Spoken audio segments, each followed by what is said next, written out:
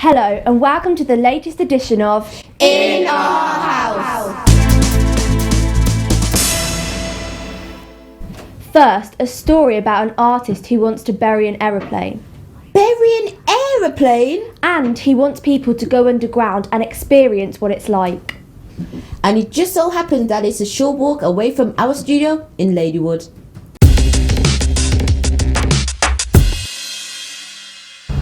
I'm here at the Icknield Port Loop.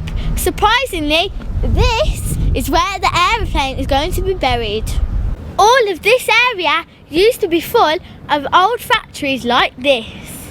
After the plane has been dug up, these are what the houses are going to look like. With me today is Debbie from the Icon. So Debbie, what's going to be built? Well, Heidi, what we want to do is take this old derelict scrapland and to make a very big public artwork which will be on display free of charge to the people of Ladywood. How do you think this is going to benefit Ladywood? Well, the project is by a Birmingham artist, Roger Hyans, and it's going to be a very large-scale artwork. It involves burying an aeroplane, a Boeing 747, underneath the ground, and people will be able to access it and go down underneath the ground and see a transformed space. So it's a very exciting, a very different kind of project. We think it will benefit the people of Ladywood because it's about the history of Ladywood in part, because it offers opportunity for people to come and see it on their doorstep. We think it's really important to have art on people's doorsteps, and rather than needing to go into the city centre, it's right where they live. We think it will bring people from all over the country because it's going to be such a landmark, such an ambitious new artwork that lots of people will travel here on cars and trains and boats on your canal network to come and see the project. So it will promote Ladywood, and in a couple of years' time this part of Ladywood will change because developers are going to be moving in and building houses and playgrounds and a whole range of different activities and things for the public, and so this will showcase the potential of Ladywood and its people. What would it be like inside the aeroplane, as it would be very dark underground? That's a really good question. It will be light because we're going to preserve the inside of the aeroplane like an original aeroplane. So when you walk down the stairs or you go down the ramp, because we want everybody to access it, to be able to access it, you will see a fully functioning airplane. You might see soil and little worms at the windows, but you will understand that you're underneath the ground, and that might have a strange feeling because this artist Roger Hyans is interested in transforming spaces. So burying something that we think of in the air and taking it underground changes our feelings and attitudes towards things. I think it would be a great space to do workshops on, to have meetings on, to do all sorts of things in, and I think it would be really interesting. It'd make us think differently about the world. Will you be able to see the top of the aeroplane, or will it be completely hidden underground?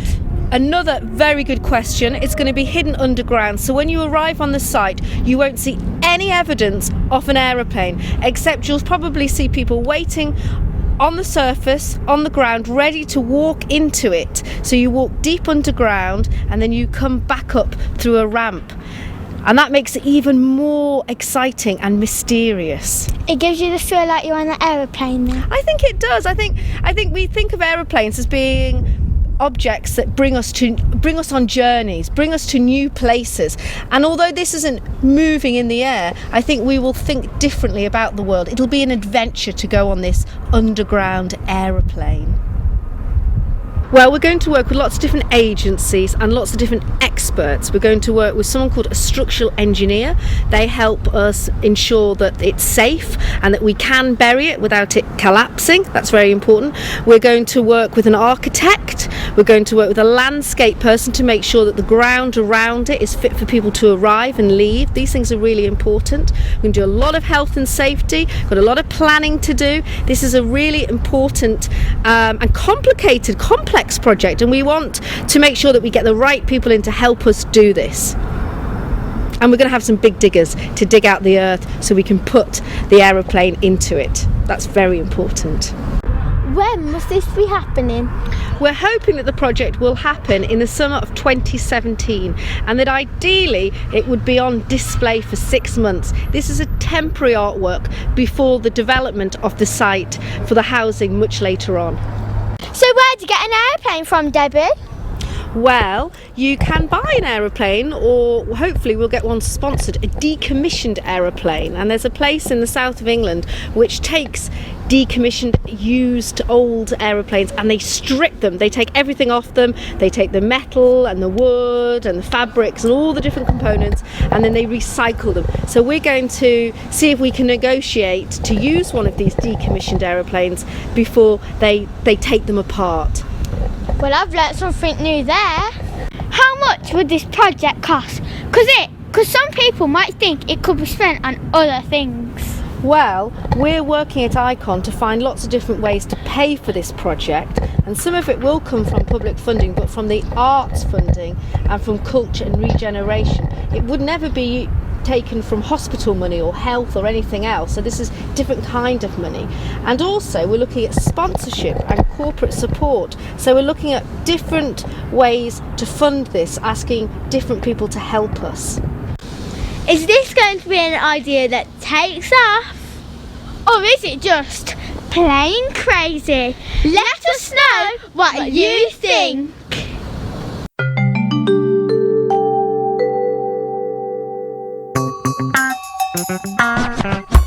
What do you call an alligator in a vest? An investigator. What do you call a person who can't stop stealing? Nick. I've just bought a load of cheap Harry Potter DVDs. They were only £1 each. Where do you take a frog with bad eyesight to the opticians? Why did the joke about the roof not get any laughs? Because it went over the head. Did you hear about the 3 holes in the ground? Well. What do you call a girl who stands in between 2 goal posts and nets? And now for our special feature at Slade School, where pupils have won an award for their achievements in cycling. Sustrans works with the City Council on a project called Birmingham Cycle Revolution, and the project has been set up so that we can encourage more children and parents and staff to enjoy cycling and riding their scooters to school. Everyone's got one. We have been learning how to drive our bikes without pedals. Okay, so what do you have to do then? First we bend, then we grab the handles, then we start the sandal. Pick your right leg, put your left leg up, put it over the top, put it over the chair. Then sit down, then start to move. Start to put your feet down first. Then you start to push yourself by moving your feet. Is it good doing this? Yes, it helps your legs to get stronger and more healthier.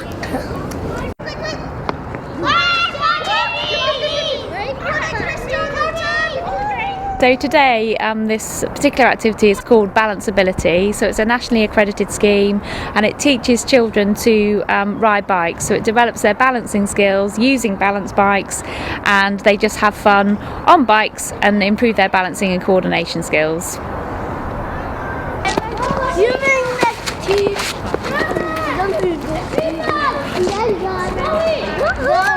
They've done really well because they're all gliding, which is amazing. So yeah, they've got really good balancing skills so far. So apart from the environment, it's also got to be good for the kids, hasn't it, from their own physical well-being? Yeah, so physical activity is really key within schools, and it's something that we really concentrate on by, obviously if they're riding their bikes or their scooters to school or walking, then they're getting that physical exercise either before or at the end of the school day, and building that into your routine just helps them to keep physically active, and it's really good for their mental well-being. They perform better in the classroom, and it's just great for a family activity as well. Now, a lot of kids won't have their own bikes though, will they? So is there any way they can borrow bikes or have bikes loaned to them? Yeah, we do have quite a lot of schools where the kids don't own bikes, so what we try and do is we build in perhaps a loan bike or schemes where they can actually borrow a bike and get into cycling that way. Okay, so before we get onto our bikes and do any activities, we have to check our bikes, don't we? And we have to do the ABCD check, don't we? Do you remember?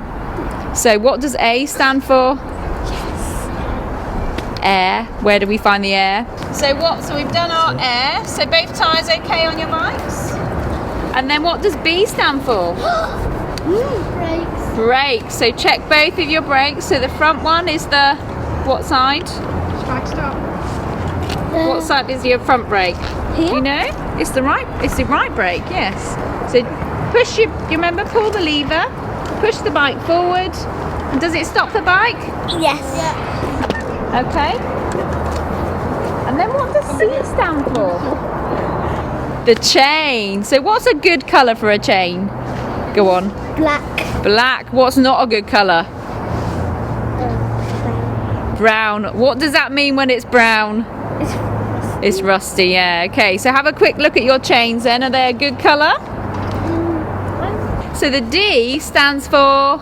Dangly bits. And where might we find dangly bits when we're riding our bikes? In laces or our skirts. Yeah, so just make sure laces are done up. And then if you're wearing a skirt, make sure that when you get onto your saddle, that's going to be nice and tucked in. And if you've got trousers on, make sure there's nothing flapping around that's likely to get in the chain when you're pedalling along. Very good, well done, Nada. Yeah, and can you remember how we start properly as well? Yeah. What can you put your pedal into the position that it needs to be into when you're about to set off? So what position should it be in? Can you remember? Ah, Victoria's doing it. Can you notice what Victoria's doing? So if you copy what Victoria's doing, move your pedal, and that's called your pedal ready position. So 6,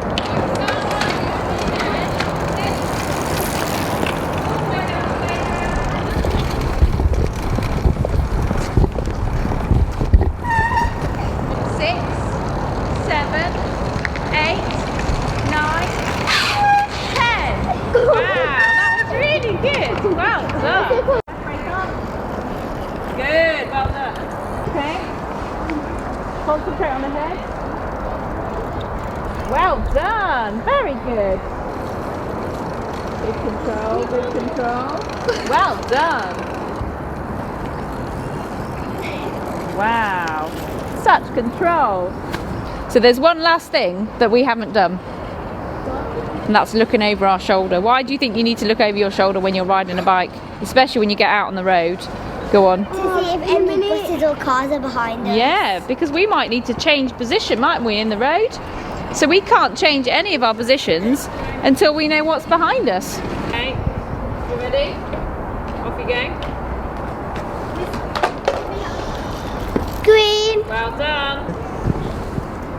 So on Bikeability we have been learning different things about bikes, and we have been trying to do some challenges. We've been doing riding, and then you ride and you take your hand off, and then you look over your shoulder and you have to tell what the colour is to miss. Okay, and is this a special award that you've been doing this for? Yeah, it's called Level 1 Bikeability. So why do you think it's important that you're doing this? Is because when we get older and we have our bikes and there's a bus, we have to look over our shoulder, that if we don't learn that, we might bump into something. So Tani, you've done all of the things that are all of the outcomes from Level 1 Bikeability, haven't you? Which means that you've now got your certificate and your Level 1 bike. How amazing is that? Yay! So that's your certificate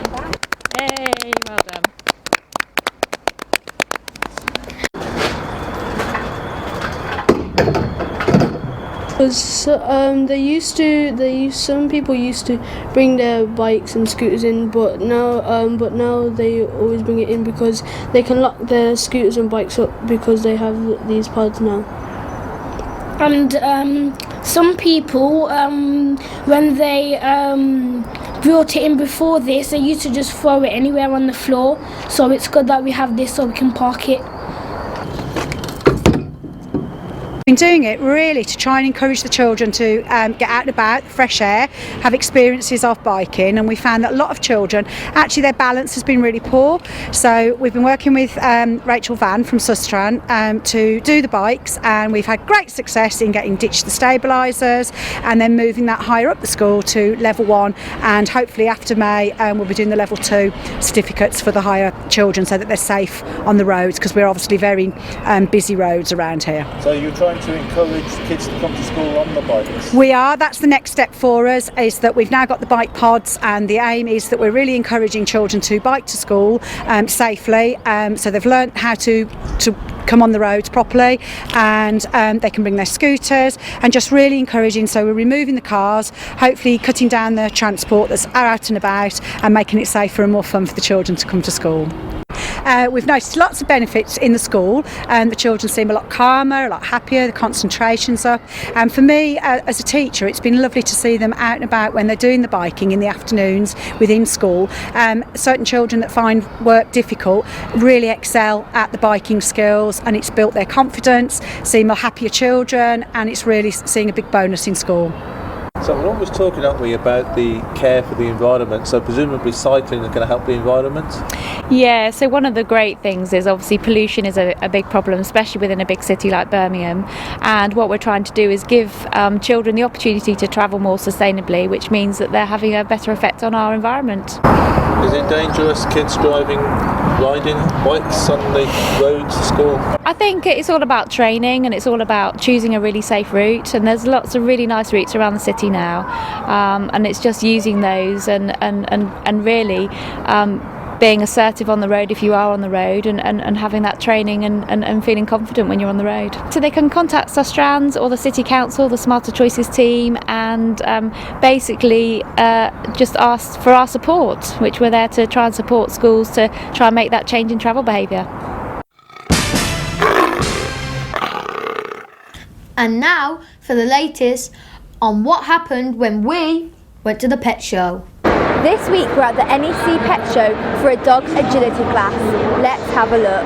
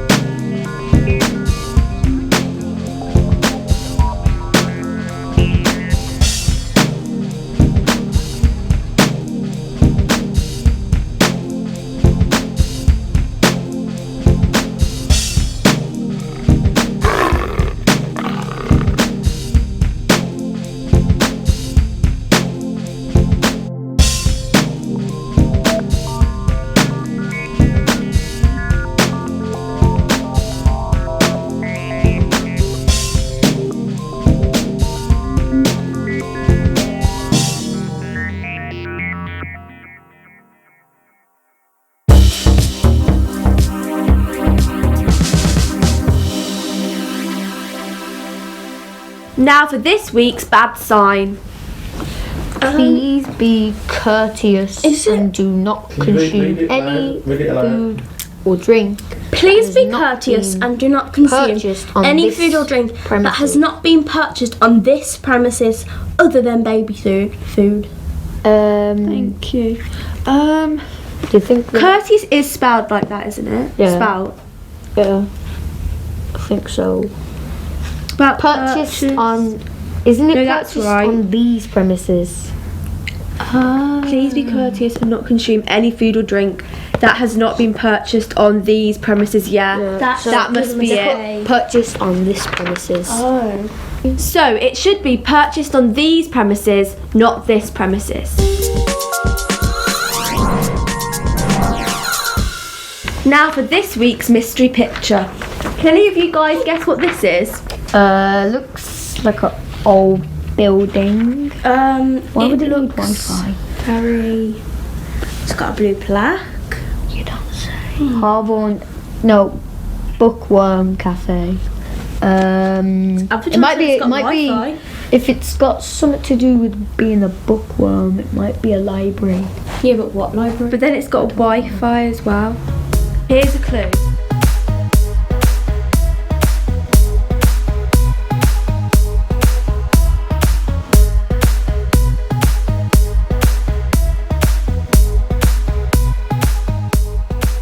Well, it's dead easy really. It's Smethwick Library. And now for this.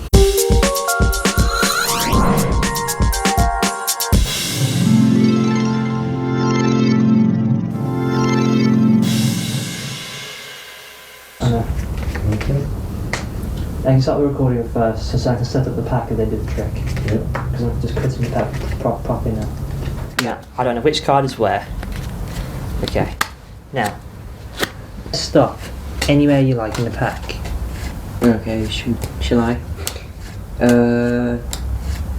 Stop. Right there. Okay, so this card right here. Okay, I didn't look at it. Can you all look at the card? Yep. I'll show the camera as well. There you go, if you can see it. That is good. Okay. Mix it into the pack, so I don't know where the card is. And I never saw the card. Only you lot did, and so the people at home saw it as well. Okay, do you want to mix up the pack a bit? Not as good as me? Oh, you're practicing. Okay, and I'll leave those cards right down there. Okay, so I can't touch them. Okay, now, can you lock me into these chains? Okay. Okay, so there's some locks there, and there are the keys. So, yep, there you go. These.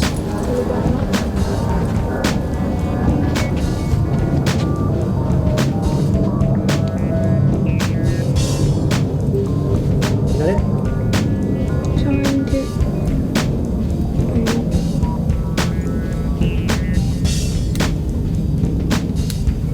Okay, there's one, and two on my back. Proper sleeve.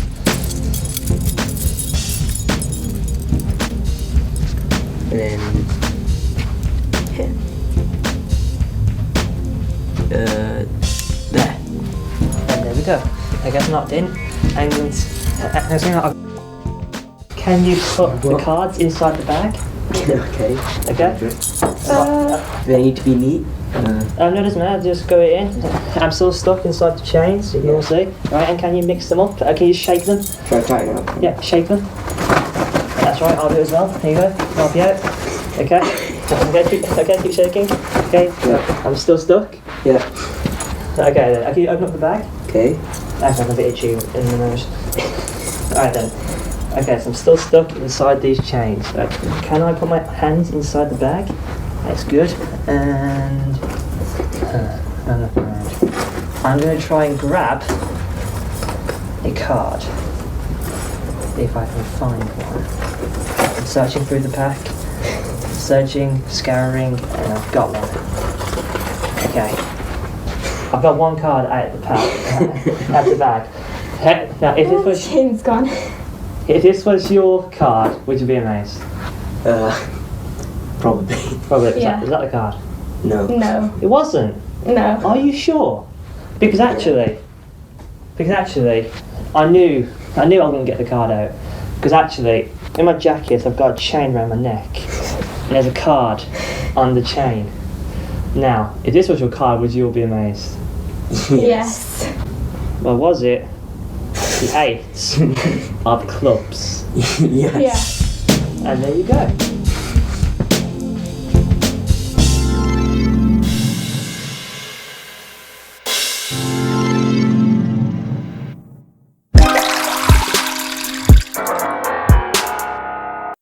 That's all we have time for today. Thanks for watching. Don't forget you can catch up at our website on www.tntnews.co.uk. Goodbye and thanks for watching.